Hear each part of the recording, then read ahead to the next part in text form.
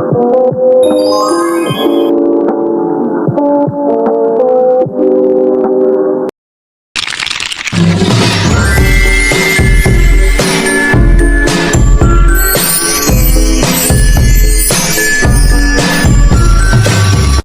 semuanya, kalian kalau mendengar kata Jakarta Fair, mungkin yang langsung terbayang di pikiran kita itu tempat belanja, jajanan, konser, musik, atau wahana permainan. Setiap tahunnya, jutaan orang datang ke Jakarta Fair, mulai dari anak-anak, mahasiswa, pekerja, sampai keluarga besar. Bahkan banyak orang yang bilang rasanya belum lengkap kalau belum sempat datang ke Jakarta Fair. Tapi pernah nggak sih kita bertanya kenapa acara ini selalu rame setiap tahun? Padahal konsepnya ya kurang lebih sama. Tetap ada pameran, makanan, hiburan, dan konser. Namun orang-orang tetap rela antri panjang, datang dari berbagai daerah, bahkan meluangkan waktu khusus hanya untuk berkunjung ke sini. Nah, ternyata kalau kita melihatnya dari sudut pandang performance studies, Jakarta Fair itu bukan sekadar tempat hiburan. Di balik keramaiannya ada makna sosial yang jauh lebih dalam. Pada video kali ini, kami akan membahas Jakarta Fair sebagai sebuah ritual sekuler dan ruang komunitas berdasarkan teori Richard Schechner. Kamu juga akan menghubungkan teori tersebut dengan hasil observasi langsung yang kami lakukan di Jakarta Fair. Jakarta Fair atau Pekan Raya Jakarta merupakan salah satu acara tahunan terbesar di Indonesia. Acara ini pertama kali diselenggarakan pada tahun 1968 dan sampai sekarang masih menjadi agenda yang selalu ditunggu masyarakat. Dalamnya terdapat berbagai macam aktivitas, mulai dari pameran produk lokal maupun internasional, bazar UMKM, festival kuliner, konser musik, pasar malam, hingga berbagai wahana permainan. Kalau dilihat sekilas, semuanya memang terlihat seperti sebuah event hiburan biasa, tetapi justru karena selalu diadakan setiap tahun dan selalu menarik banyak orang, Jakarta Fair memiliki karakter yang mirip dengan sebuah ritual modern. Disinilah teori Richard Schechner menjadi menarik untuk digunakan. Menurut Schechner, ritual tidak terlalu berbentuk kegiatan keagamaan, tetapi banyak aktivitas dalam kehidupan modern yang sebenarnya juga bisa dipahami sebagai ritual. Selama aktivitas tersebut dilakukan secara berulang, memiliki makna sosial dan melibatkan pengalaman bersama. Karena itu, kami ingin melihat Jakarta Fair bukan hanya sebagai tempat belanja, tetapi juga sebagai ruang sosial yang mempertemukan banyak orang dengan berbagai latar belakang. Melalui observasi ini, kami ingin menjawab 3 pertanyaan utama. Yang pertama, mengapa Jakarta Fair bisa disebut sebagai ritual sekuler? Yang kedua, bagaimana J-Expo dapat menjadi ruang pimpinan, yaitu ruang yang membuat orang keluar sejenak dari kehidupan sehari-hari? Dan yang ketiga, bagaimana rasa kebersamaan atau komunitas dapat muncul di dalam acara sebesar Jakarta Fair? Bayangkan sebuah tempat di mana jutaan transaksi terjadi dalam hitungan hari, ribuan merek global bertemu dan miliaran rupiah berputar dalam satu kawasan. Tempat itu adalah Jakarta International Expo atau yang akrab kita kenal sebagai J-Expo Kemayoran. Sebagai pusat pameran dan konvensi terbesar di Indonesia, J-Expo bukan cuma sekedar gedung kosong tempat acara diselenggarakan. J-Expo adalah ekosistem bisnis raksasa. Hari ini kita bakal membedah bagaimana jantung bisnis ini berdetak. Dari mana saja mereka menghasilkan income, dan bagaimana model bisnis ini bisa terus grow ke depannya. Sebelum masuk ke angka, mari kita lihat skalanya. J-Expo punya fasilitas indoor seluas lebih dari 44.000 meter persegi dan area outdoor yang masif. Selama bertahun-tahun, J-Expo mungkin paling dikenal publik lewat gelaran kolosal Pekan Raya Jakarta atau PRJ.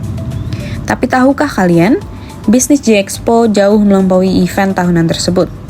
Mereka menggerakkan 4 pilar utama, exhibition atau pameran B2B dan B2C, conventions and meetings, entertainment and concert seperti Jakarta Concert Hall dan teater, serta hospitality and F&B.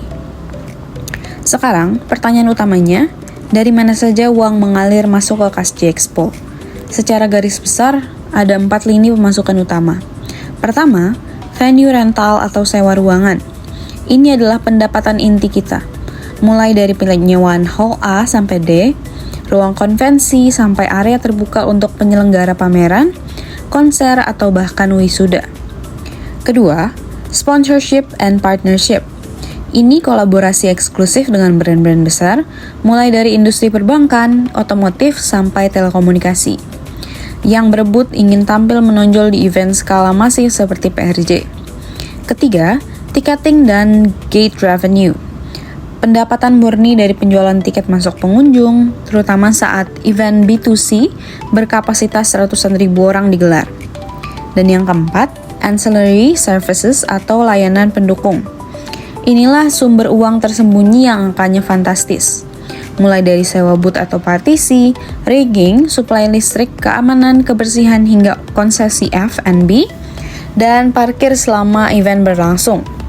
Lalu, kalau bisnisnya sudah sebesar ini, bagaimana caranya agar G-Expo tidak cuma bertahan, tetapi bisa grow secara eksponensial di tengah persaingan industri MICE yang makin ketat?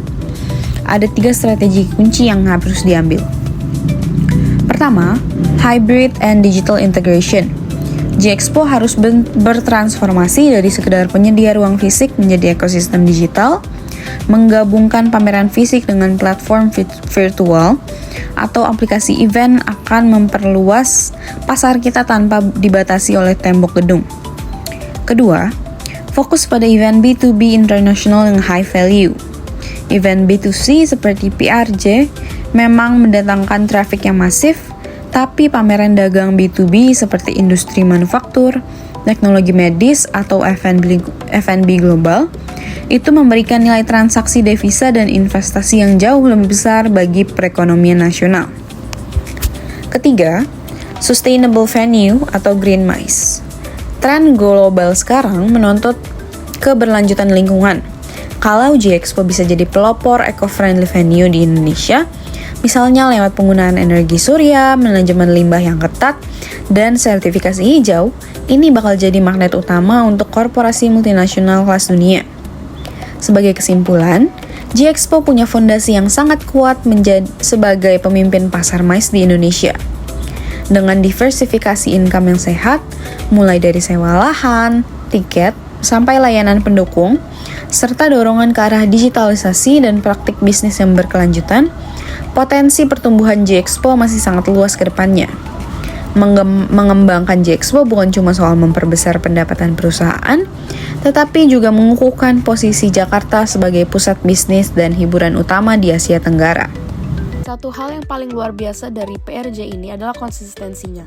Kenapa PRJ ini bisa terus ada dan diselenggarakan secara rutin setiap tahun tanpa pernah absen, bahkan semakin besar dari tahun ke tahun? Jawabannya adalah pada satu hal. PRJ sudah mendarah daging dan menjadi bagian dari budaya serta tradisi masyarakat Indonesia, khususnya dari warga Jakarta. Banyak yang mikir kalau PRJ itu sebatas tempat buat belanja murah, bahkan untuk makan-makan doang, atau untuk nonton konser musisi hits. Padahal kalau kita bedah dari sudut pandang bisnis, PRJ itu adalah mesin pencetak uang raksasa, baik buat penyelenggarannya maupun buat perekonomian dari Jakarta secara keseluruhan. Sekarang, mari kita bedah satu fenomena bisnis paling krusial yang ada di G-Expo, Pekan Raya Jakarta, atau yang akrab kita kenal sebagai PRJ. Kalau orang awam melihat PRJ, mereka mungkin cuma melihatnya sebagai pasar malam raksasa tempat orang berburu diskon, mencicipi kuliner, atau berdesakan menonton konser musik tiap malam.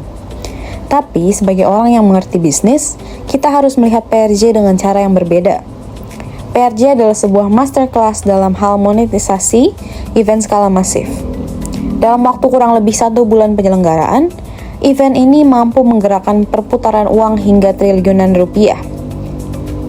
Bagaimana mesin pencetak uang ini bekerja secara spesifik?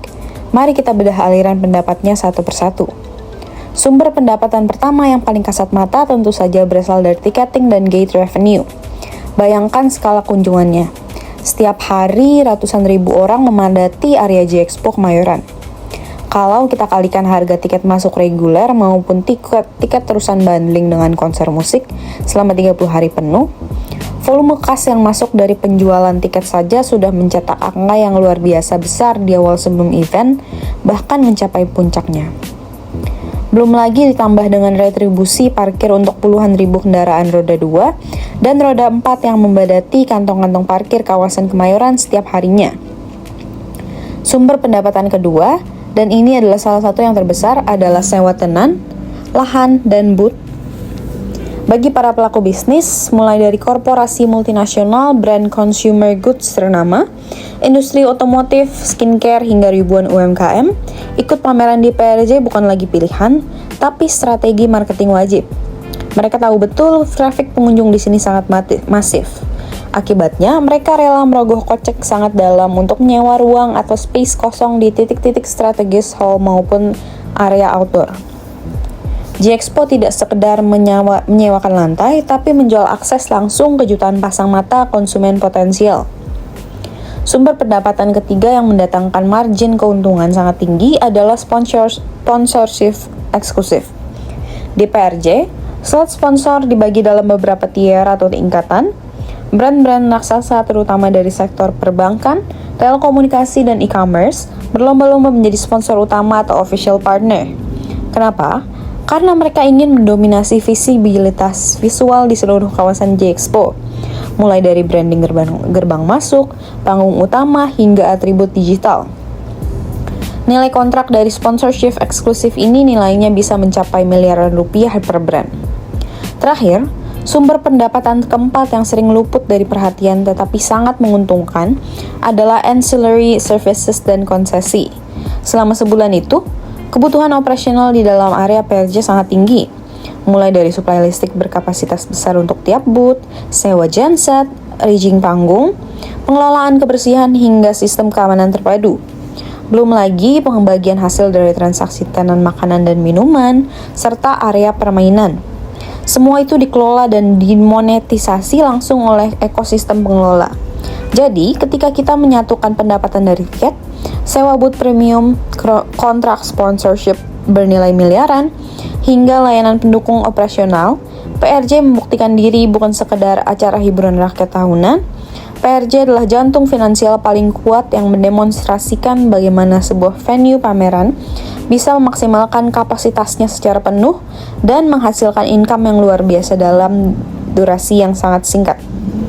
Selain itu, siklus tahunan ini memberikan keuntungan bagi G-Expo untuk terus melakukan evaluasi dan upgrade. Apa yang kurang sukses di tahun ini diperbaikin untuk tahun depan. Tren belanja masyarakat yang berubah, mulai dari cara pembayaran hingga jenis produk yang diminati, bisa langsung disesuaikan di penyelenggaraan berikutnya. Jadi, kombinasi antara tradisi budaya, antusiasme publik yang tidak pernah surut, dan kepastian pasar inilah yang membuat PRJ terus hidup, eksis, dan menjadi roda penggerak ekonomi yang tak pernah berhenti setiap tahunnya. Dan kalau kita bedah lebih dalam, apa sih rahasianya agar PRJ ini tidak pernah kehabisan daya tarik dan bisa terus serta relevan setiap tahunnya? Kuncinya ada pada kemampuan adaptasi yang cepat terhadap tren zaman. PRJ yang kita lihat hari ini tentu jauh berbeda dibandingkan puluh tahun lalu. Kalau dulu, PRJ itu identik dengan pameran konvensional dan transaksi tunai. Sekarang mereka terus bertransformasi mengikuti gaya kehidupan pengunjungnya. Sebelum masuk ke hasil observasi, kita perlu memahami dulu teori yang menjadi dasar pembahasan. Richard Schechner adalah seorang tokoh dalam bidang performance studies yang melihat bahwa sebuah pertunjukan atau performance tidak hanya terjadi di atas panggung. Menurut beliau, kehidupan sehari-hari juga dipenuhi oleh berbagai bentuk performance, mulai dari upacara adat, festival budaya, olahraga, konser musik, hingga acara besar seperti Jakarta Fair. Artinya, performance bukan hanya soal hiburan, tetapi juga bagaimana manusia membangun hubungan sosial melalui suatu kegiatan bersama. Konsep pertama yang digunakan adalah ritual sekuler. Kalau mendengar kata ritual, biasanya kita langsung berpikir tentang agama. Padahal, menurut Schechner, ritual juga bisa hadir dalam kehidupan sehari-hari tanpa berkaitan dengan agama. Ritual sekuler adalah kegiatan yang dilakukan secara berulang dan memiliki makna bagi masyarakat. Misalnya, orang yang selalu mudik setiap lebaran, nonton pertandingan final bersama teman-teman, datang ke Car Free Day setiap minggu, atau setiap tahun menyempatkan diri ke Jakarta Fair. Semua kegiatan itu memiliki pola yang sama. Ada waktu tertentu, ada tempat tertentu, ada aktivitas yang selalu dilakukan, dan ada pengalaman yang terus diulang. Kalau kita melihat Jakarta Fair, hampir semua unsur itu ada. Acara ini selalu diadakan setiap tahun. Lokasinya tetap di G-Expo Kemayoran. Masyarakat sudah tahu kapan acara dimulai dan kapan berakhir. Bahkan, banyak pengunjung yang mengatakan bahwa mereka memang sengaja datang setiap tahun karena sudah menjadi tradisi keluarga. Contohnya, saat kami melakukan observasi, kami menemukan beberapa keluarga yang datang bersama anak-anak mereka. Ketika ditanya kenapa memilih datang ke Jakarta Fair, jawabannya sederhana. Ya memang setiap tahun kesini. Jawaban seperti ini menunjukkan bahwa Jakarta Fair bukan hanya tempat hiburan, melainkan sudah menjadi bagian dari kebiasaan masyarakat. Namun, kenapa disebut ritual? Kalau dipikir-pikir, sebenarnya orang datang ke Jakarta Fair bukan karena semua produknya baru. Bukan juga karena setiap tahun selalu ada sesuatu yang benar-benar berbeda. Justru yang dicari adalah pengalamannya. Orang ingin merasakan suasana ramai, makan makanan favorit, naik wahana, foto sama teman, menonton konser, atau sekadar jalan-jalan mengelilingi area pameran. Pengalaman-pengalaman seperti inilah yang membuat orang ingin kembali lagi setiap tahun. Dan karena dilakukan terus-menerus, aktivitas tersebut akhirnya berubah menjadi ritual sekuler. Kalau kita perhatikan lebih jauh, Jakarta Fair juga menjadi semacam penanda waktu. Banyak orang mengatakan, "Oh, Jakarta Fair sudah buka." Kalimat itu menandakan bahwa adanya momen tertentu yang selalu dinantikan setiap tahunnya. Jadi, bukan hanya karena acara yang diingat, tetapi juga kenangan dan pengalaman yang menyertainya. Kalau tadi kita sudah memahami mengapa Jakarta Fair dapat disebut sebagai ritual sekuler, sekarang muncul pertanyaan berikut. Apa yang sebenarnya terjadi ketika seseorang memasuki area Jakarta Fair? Mengapa suasana di J-Expo terasa sangat berbeda dibandingkan kehidupan sehari-hari? Nah, untuk menjawab pertanyaan tersebut, kita akan membahas konsep berikutnya, yaitu liminalitas, serta bagaimana ruang Jakarta Fair mampu menciptakan pengalaman sosial yang unik bagi para pengunjung. Kalau tadi kita sudah membahas bahwa Jakarta Fair dapat disebut sebagai ritual sekuler, sekarang kita masuk ke konsep berikutnya, yaitu liminalitas. Istilah liminalitas pertama kali dikenal oleh antropolog Victor Turner, lalu dikembangkan juga dalam performance studies oleh Richard Schachner. Secara sederhana, liminalitas adalah kondisi ketika seorang berada di antara ruang. Maksudnya, dia sedang keluar dari kehidupan sehari-harinya, tetapi belum kembali lagi ke rutinitas normal. Jadi, saat seseorang memasuki ruang liminal, dia seolah-olah berada di dunia yang berbeda untuk sementara waktu.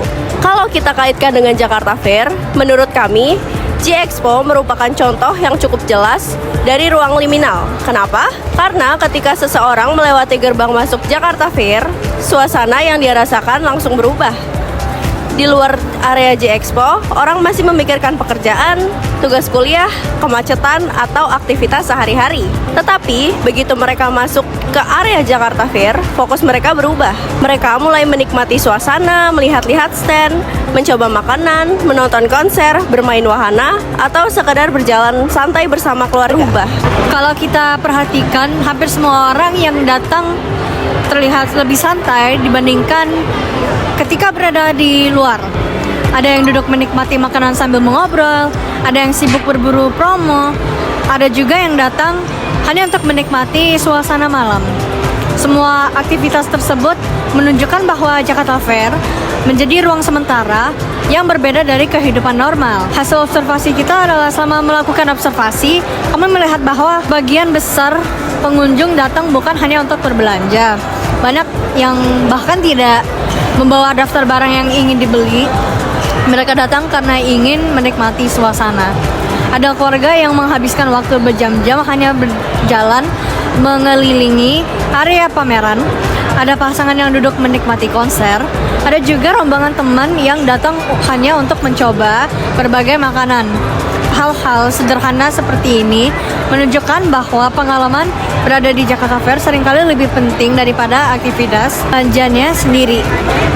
Salah satu area yang paling ramai adalah festival kuliner. Di sini kita bisa melihat orang-orang rela mengantri cukup lama hanya untuk membeli makanan tertentu. Menariknya, selama mengantri mereka seringkali saling mengobrol, bercanda, bahkan bertanya rekomendasi makanan kepada orang yang baru mereka kenal. Interaksi seperti ini mungkin jarang terjadi ke dalam kehidupan sehari-hari. Tetapi di ruang seperti Jakarta Fair, hal tersebut terasa sangat wajar, karena semua orang sedang menikmati pengalaman yang sama. Hal yang sama juga terlihat di area pasar malam. Di sana anak-anak, orang tua, remaja hingga lansia sama-sama menikmati permainan. Semua tertawa ketika melihat orang lain mencoba wahana. Ada yang saling membantu mengambil foto, ada yang memberi jalan kepada pengunjung lain. Interaksi kecil seperti ini mungkin terlihat sederhana, tetapi justru menjadi contoh bagaimana ruang liminal menciptakan hubungan sosial yang berbeda. Konsep berikutnya adalah komunitas. Komunitas adalah kondisi ketika batas-batas sosial menjadi tidak terlalu terlihat. Biasanya dalam kehidupan sehari-hari, kita sering membedakan status seseorang, misalnya berdasarkan pekerjaan, pendidikan, usia, atau kondisi ekonomi. Tetapi di ruang seperti Jakarta Fair, perbedaan-perbedaan itu menjadi tidak terlalu penting. Semua orang sama-sama menjadi pengunjung. Misalnya, saat mengantri masuk, semua orang berada di barisan yang sama, baik mahasiswa, pekerja kantoran, keluarga, maupun wisatawan. Tidak ada jalur antri yang menunjukkan siapa yang lebih tinggi atau lebih rendah. Semuanya menunggu giliran bersama. Contoh komunitas yang paling terlihat menurut kami adalah ketika konser musik berlangsung. Saat konser musik dimulai, ribuan orang berkumpul di depan panggung. Mereka bernyanyi bersama, mengangkat tangan bersama, berteriak mengikuti lagu yang sama. Pada momen itu, hampir tidak ada lagi yang memikirkan status sosial masing-masing. Yang ada, hanyalah pengalaman menikmati musik secara bersama-sama. Inilah yang dimaksud Turner dan Skechner sebagai komunitas. Kalau kita berada di tengah kerumunan konser, kita bisa melihat orang-orang itu saling membantu. Misalnya ketika ada yang kesulitan melihat panggung, ada yang memberi ruang. Kalau ada barang jatuh, orang lain ikut membantu mencarikannya. Walau mereka tidak saling kenal, hubungan yang terbentuk memang singkat. Tetapi rasa kebersamaan itu benar-benar muncul. Hal yang sama juga terlihat di area pameran. Seringkali pengunjung saling bertanya mengenai promo. Mereka berbagi informasi tentang stand yang menarik, bahkan kadang saling membantu mengambilkan foto. Semua itu menunjukkan bahwa Jakarta Fair bukan hanya tempat transaksi jual beli, tetapi juga menjadi ruang interaksi sosial. Kalau kita gabungkan dengan teori Richard Schechner, maka Jakarta Fair bukan hanya sebuah event. Acara ini menjadi sebuah performance sosial. Semua orang yang datang sebenarnya ikut memainkan peran. Ada yang menjadi pembeli, ada yang menjadi penjual, ada yang menjadi penonton konser, dan ada yang menjadi pengisi acara. Masing-masing memiliki peran yang berbeda, tetapi semuanya berkontribusi membentuk pengalaman Jakarta Fair secara keseluruhan.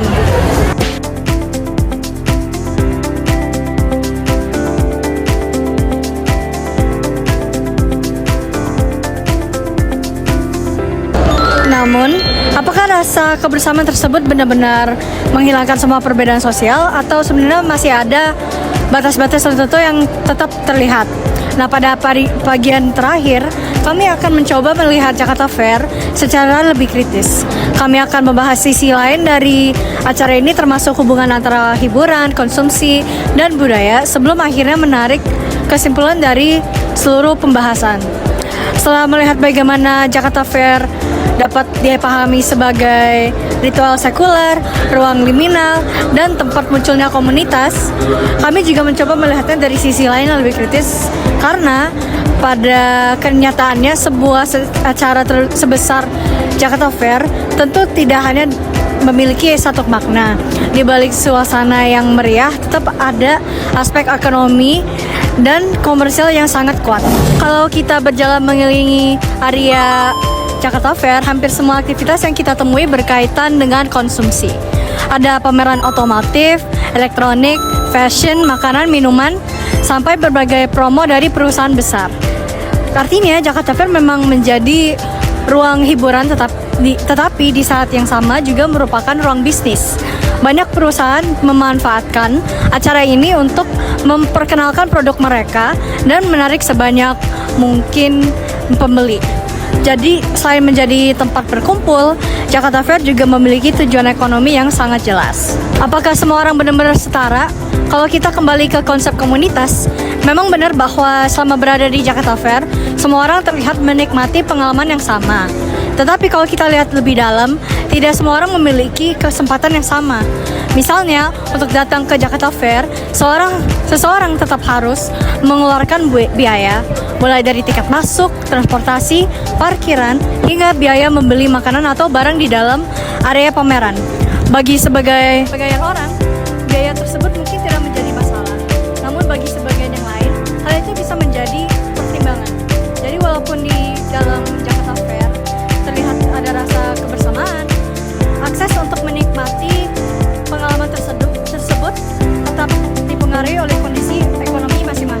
sebagai penutup, kami menyimpulkan bahwa Jakarta Fair tidak hanya dapat dipahami sebagai sebuah pameran atau tempat hiburan, karena berdasarkan teori Richard Schachner, Jakarta Fair juga dapat dipandang sebagai ritual sekuler karena diselenggarakan secara rutin setiap tahun dan menjadi bagian dari kebiasaan masyarakat.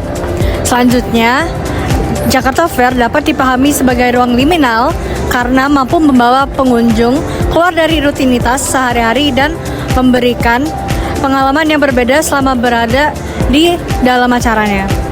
Selain itu, berbagai aktivitas seperti konser musik, festival kuliner, dan pasar malam juga menunjukkan munculnya komunitas, yaitu rasa kebersamaan yang terbentuk di antara para pengunjung, meskipun mereka berasal dari latar belakang yang berbeda. Namun, kami juga melihat bahwa rasa kebersamaan tersebut tetap berada dalam ruang yang bersifat komersial, sehingga aspek ekonomi masih memiliki peran yang sangat besar dalam keseluruhan pengalaman Jakarta Fair. Dengan demikian, Jakarta Fair dapat dipahami sebagai perpaduan antara hiburan, interaksi sosial, budaya, dan aktivitas ekonomi yang bersama-sama membentuk pengalaman masyarakat modern. Sekian pembahasan dari kelompok kami mengenai JFK sebagai ritual sekuler dan ruang komunitas. Terima kasih atas Ibu Yani, dosen kami, dan teman-teman yang sudah menyaksikan video ini. Semoga hasil observasi dan pembahasan kami dapat memberikan gambaran bahwa sebuah acara yang sering kita anggap sebagai hiburan biasa ternyata memiliki makna sosial yang jauh lebih luas jika dilihat melalui perspektif performance studies.